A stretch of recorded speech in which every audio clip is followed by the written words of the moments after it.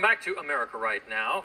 As you age, you might expect some level of joint pain or arthritis comes with the territory. More than 50% of people over the age of 65 have some level of joint pain, and some of us who are younger also have it too. Experts now say that it doesn't have to be that way, but you have to make some simple lifestyle changes early on. It is the subject of our Aging in America segment this week. Let's bring in Sherri Snelling. She is a gerontologist and the host of the podcast, The Caregiving Club on Air. Sherri, help me out. All right. Well, I'll try, Tom. All right. Let's start by addressing the physical causes of aching joints. Why does it happen as we age? Sure. So as you mentioned, about over 40% of Americans over the age of 40 and in our 50s and 60s have some kind of osteoarthritis or joint pain. And it's just basic wear and tear on our tendons and just, average everyday life. But it doesn't have to be that way. We know that we can, if you have immediate pain, you can use something called the Rice method, which is give it a little rest, give it some ice to bring down the inflammation and swelling. Maybe use compression socks because that helps, particularly as you're sitting at your desk during the day or for long periods of time. And then also elevate. That also helps. So that's for the immediate pain. Right. So before we get to kind of what we do about it, how do we kind of prevent it before it starts? Are there preventative things that we can be doing as we age to help reduce the impacts of that? As you said, it's not necessarily the years. Sometimes it's the mileage that impacts your joints. So what can you be doing as you age to prevent that pain?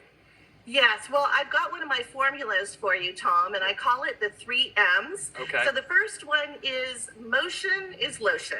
And one of the things that we tend to think of when we have pain is we, become more sedentary. We want to not use our joints or as much.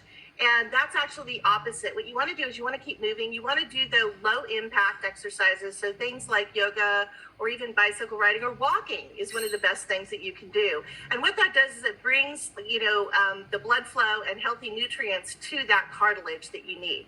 The second M is Mediterranean diet. You've heard me mention this before.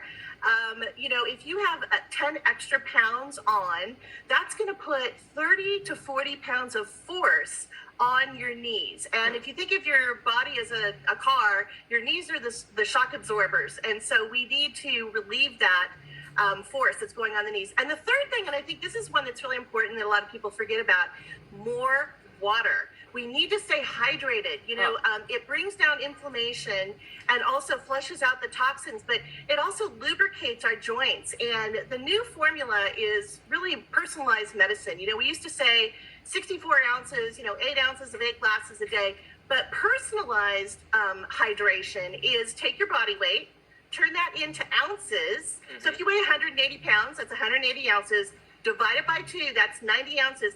That's how many ounces of water you should be drinking a day. I'd never heard that formula before, and I think that's terrific. Okay, so that's what we can be doing. Now, do us a favor and just give us that Rice formula one more time, because that's real great information. Sure. So the Rice is rest. Then you want to also ice the area that you're having pain with. Maybe it's around the knees. Something that somebody gave to me that I thought was really great is if you go buy a pack of popcorn kernels and put them in the freezer, and then you put that on your knees, that works really great, and it's a great solution. And then the C is compression. So think about things like maybe compression socks, and particularly when you're sedentary, you want to have those on. And then E is elevate. You want to elevate your legs or whatever joint is having pain. You want to elevate that. Try to get it above your heart, and that will help relieve some of the pain. Okay, so Rice, you remember Rice. And then just one real quick question. Should you take an anti-inflammatory on a regular basis, or what are some natural supplements that can help? I just have a few seconds here. Sure, yeah, of course. So I think the anti-inflammatory, so things like Advil and Aleve can help.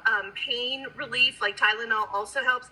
Long-term usage of those, you have to be careful because it can cause kidney or liver damage. And think about ginger and garlic, because that in your diet helps with that inflammation. I always learn so much, and as I mentioned at the outset, said, you could really use this too. All right, Sherri Snelling, thank you so much for all of that insight. We appreciate you being here. Great to be here too, Tom. Thanks. Okay, and stay with us. The second hour of America Right Now begins right now.